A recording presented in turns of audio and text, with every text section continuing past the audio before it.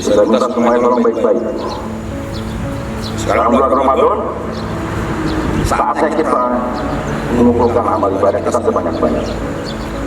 Berikutnya saya ucapkan terima kasih kepada seluruh jajaran, mulai dari Kapolres, Kabak Kasat, Kapolsek, Kanit, Guru Perwira yang sudah berpartisipasi untuk membangun rumah nenek miskin, janda miskin, Ibu Sophia atau Nek Sophia, yang insya Allah sudah berjalan, Pak.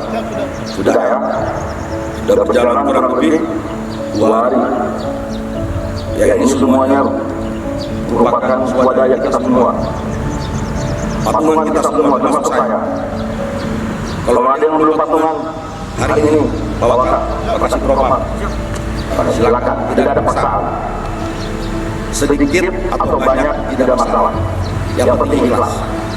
Ya, kita tidak tahu amalan apa yang akan menyelamatkan kita di akhirat nanti. Kita tidak tahu perbuatan apa yang akan menyelamatkan kita di akhirat nanti. Bisa jadi walaupun kita nyumbang 1000 perak, ikhlas, dicatat malaikat, itu yang menolong.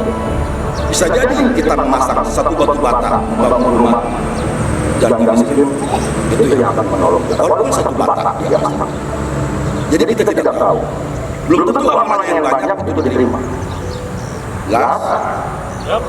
Biasa kita nanti silakan Bapak Koordinir, tolong kita bagi-bagi, tidak ada paksaan, yang berpartisipasi kita bagi-bagi pahala.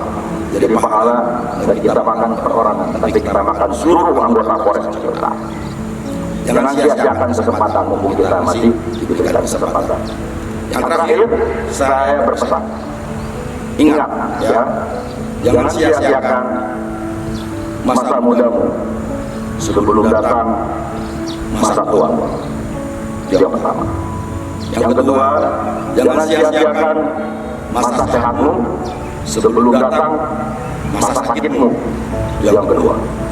Yang ketiga, jangan sia-siakan masa mampumu, masa kayamu sebelum datang masa miskinmu, masa fakirmu.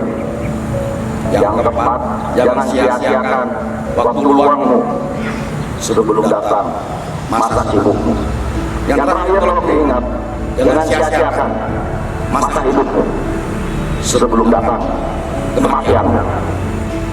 Jelas?